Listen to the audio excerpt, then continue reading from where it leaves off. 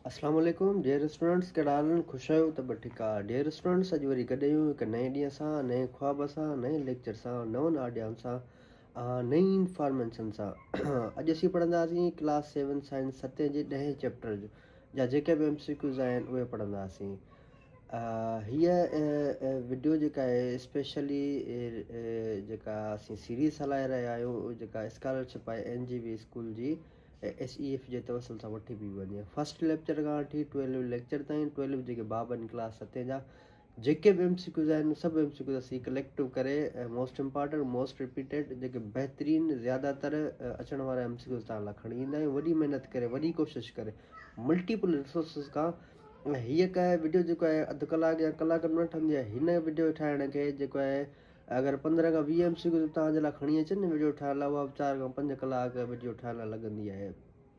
छो त असीं MCQ उहे तव्हां लाइ खणी ईंदा आहियूं जेके अथेंटिक हुजनि, जेके तव्हांजे एग्ज़ाम में अचनि, एग्ज़ाम में तव्हांखे हेल्प कनि। ऐं जेके बि चैप्टर जेको असांजो ॾहों आहे उहो आहे साउंड एंड वेव्स, आवाज़ ऐं लहरूं सफ़र कीअं कनि थियूं। चैप्टर इंतिहाई बहितरीनु आहे। साइंस जो हर टॉपिक, हर लेक्चर तमामु अहम तरीन हूंदो आहे, बहितरीनु हूंदो आहे। मुंहिंजी दिलि चवंदी आहे त MCQ सां अगरि तव्हांखे टॉपिक बि सम्झाईंदो हलां, पढ़ाईंदो हलां, पर जेको आहे ऐं अगरि टॉपिक MCQ सां अगरि तव्हांखे सम्झाईंदो वेंदो त कलाक खां वधीक वीडियो थी वेंदी। त इन करे उहा वरी अगरि जेकॾहिं तव्हांखे को टॉपिक सम्झणो हुजे उहो कमेंट मूंखे ॿुधाइजो, टॉपिक जेको आहे उहो तव्हांखे सम्झाईंदुसि। 6 खां 10 ताईं, 11 खां 12 ताईं यूनिवर्सिटी जो, दुनिया जी कहिड़ी बि तइलीम जो, एजुकेशन जो जेको बि तव्हांखे का शइ सम्झ में न अचे, मूंखां पुछो, इनशाला आऊं तव्हांखे बहितरीनु नमूने सां वज़ाहत करे ॿुधाईंदुसि, तव्हां लाइ वीडियो ठाहे ऐं अपलोड कंदासीं। गुज़ारिश आहे हिकिड़ी आहे त मुंहिंजे चैनल खे सब्सक्राइब करणु न विसारिजो ऐं बेल आइकन खे ज़रूरु दॿाइजो। जेका बेल आइकन खे तव्हां दॿाइल हूंदो त जीअं मुंहिंजी अपलोड जेका मां वीडियो कंदुसि उहा तव्हांखे नोटिफिकेशन जी सूरत में अची वेंदी आहे, उहा जल्द खां जल्द तव्हां नॉलेज गेन करे सघो था। ऐं हिन वीडियो खे वधि खां वधि ग्रुप्स में, व्हाट्सएप स्टेटस ते, जिते तव्हांजी अप्रोच आहे उते शेयर कयो, ताकी ॿिया बि स्टूडेंट्स हिन वीडियो मां, हिन लेक्चर मां मुस्तफ़ीज़ थी सघनि, फ़ाइदो वठी सघनि ऐं पंहिंजा एग्ज़ाम टेस्टूं क्वालीफाई करे सघनि। हीअ सिर्फ़ु 7वीं क्लास वारनि लाइ न आहे, स्पेशल हिन लाइ ठाही अथऊं, पर साइंस MCQs या साइंस जिते किथे कमु ईंदी आहे। तव्हां कहिड़े बि एग्ज़ाम जी टेस्ट ॾींदा उते साइंस जा जिते बि रिक्वायर्ड हूंदा MCQs, उते तव्हांखे ॾाढी हेल्पफुल रहंदी ऐं तव्हांखे आसान ज़बान में, तव्हांजी मादरी लैंग्वेज में, सिंधी लैंग्वेज में तमामु बहितरीनु नमूने सां तव्हांखे सम्झाईंदो आहियां। सो मुंहिंजी हिनखे वीडियो खे पसंदि बि कजो ऐं लाइक बि कजो, शेयर बि कजो, कमेंट कजो, ताकी मूंखे ख़बर पए, मुंहिंजी दिलि वधे त तव्हां लाइ नयूं नयूं जेको आहे वीडियो खणी अचां इंफॉर्मेटिव। अचो त पंहिंजी वीडियो खे स्टार्ट कयूं। आवाज़ ऐं रोशनी कहिड़े क़िस्मनि जी लहरुनि जे ज़रिए हिकु हंधि खां ॿिए हंधि ताईं पहुचंदियूं आहिनि। हाणे आवाज़ ऐं रोशनी चए थो त कहिड़ी क़िस्मनि जी लहरुनि जे ज़रिए हिकु हंधि खां ॿिए हंधि ताईं पहुचंदियूं आहिनि। डिघाई लहरुनि जे ज़रिए, वेकिराई लहरुनि जे ज़रिए, ॿिन्ही डिघाई ऐं वेकिराई लहरुनि जे ज़रिए ननावदीज़। हाणे डियर स्टूडेंट्स, हिते डिघाई लिखियल आहे, हिते तव्हां खां अंग्रेज़ी में पुछी सघनि था लॉन्गिट्यूडनल वेव्स, सही आहे न। हाणे वरी अञा बि वधीक सिंधीअ में त उभियूं जेके लहरियूं हूंदियूं आहिनि उहे सभु हिन शइ जा वर्ड्स आहिनि, लॉन्गिट्यूडनल वेव्स, डिघाईअ वारियूं लहरूं ऐं उभियूं जेके लहरूं हूंदियूं आहिनि, उहे जेके सभु हिकिड़ी शइ आहे। हिन में तव्हां पढ़ियो हूंदो 2 शयूं हूंदियूं आहिनि, हिकिड़ी कंप्रेशन हूंदी आहे, ॿी रेयरफेक्शन हूंदी आहे। अॻियां हली करे MCQs में इनशाला वधीक तव्हांखे सम्झाईंदासीं।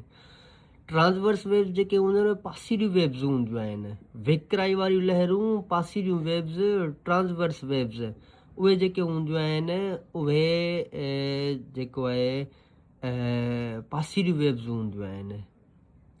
अगरि डिघाई लहरूं ॾिसजनि त हीअ जेके लकीरूं आहिनि उन जूं बुक जूं पने जूं, हीअ जेके लकीरूं आहिनि सभु हीअ डिघाई लहरूं आहिनि, हीअ पैरेलल लहरूं आहिनि, हीअ परपेंडिकुलर लहरूं आहिनि।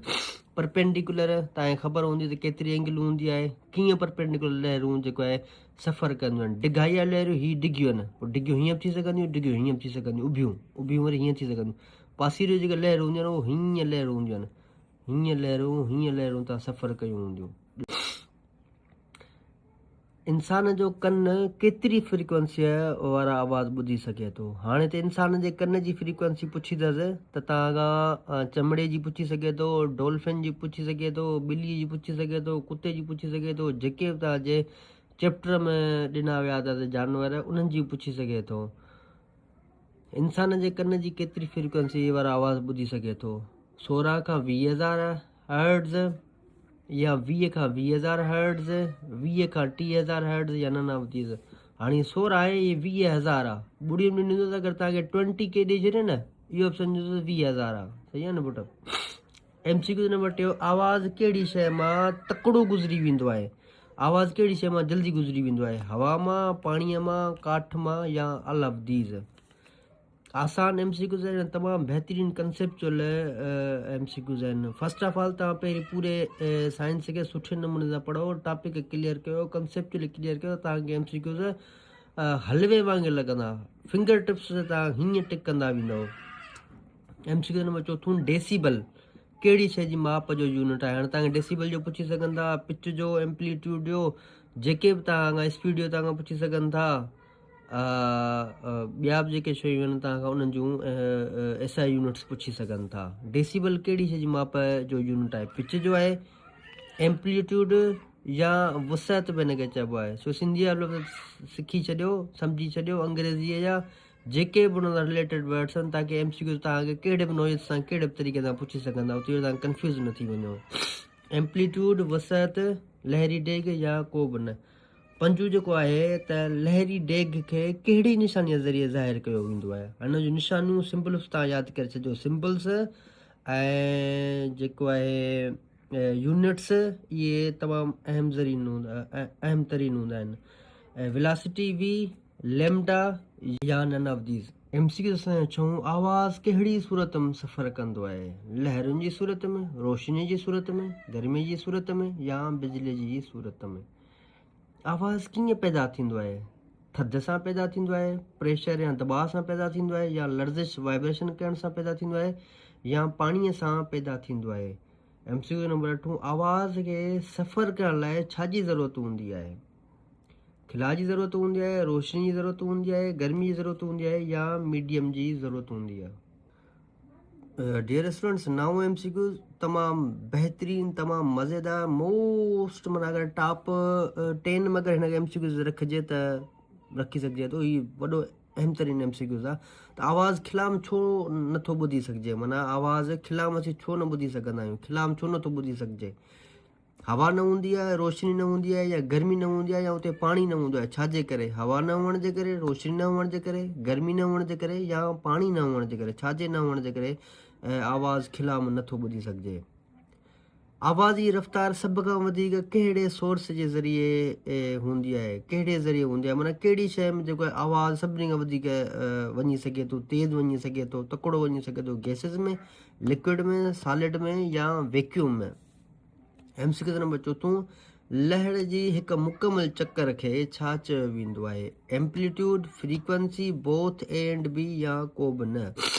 MCQ नंबर 12, आवाज़ जी लहरुनि जे बुलंद हिसे खे छा चइबो आहे? हाणे तव्हां पढ़ियो हूंदो, हिकिड़ी लॉन्गिट्यूडनल वेव्स हूंदियूं आहिनि, ॿियूं ट्रांसवर्स वेव्स हूंदियूं आहिनि, हिकिड़े में क्रेस्ट एंड टफ हूंदो आहे, हिकिड़े में जेको आहे कंप्रेशन रेयरफेक्शन हूंदो आहे।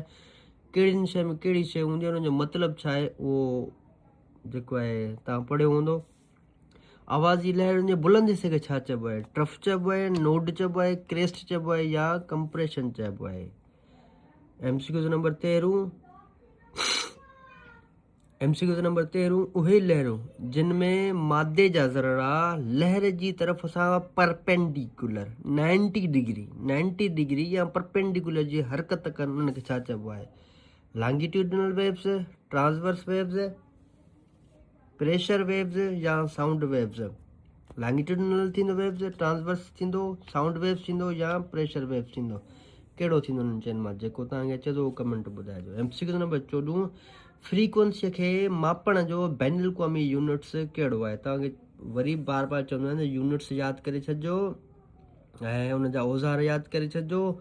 अगरि कंहिं साइंटिस्ट कहिड़ी शइ कहिड़े साल में ॾिनी आहे, उहे साल बि यादि करे छॾिजो। पोइ तव्हांजे सिंधीअ में साल पुछी सघनि था, सिंधी सब्जेक्ट में या कहिड़ो बि सब्जेक्ट में जेके ईयर ईंदा आहिनि, त कहिड़ी साल में कहिड़ी शइ इन्वेंट थी, ईजाद थी, उहे तव्हांखां यादि करे छॾिजो। फ्रीक्वेंसी खे मापण जो बैन अल-अक़वामी यूनिट, SI यूनिट कहिड़ो आहे? मीटर, किलोमीटर, हर्ट्ज़ या जूल? MCQ नंबर 15 लहर जी हिक क्रेस्ट खां ॿी लगातार क्रेस्ट ताईं जे फ़ासिले खे छा चइबो आहे?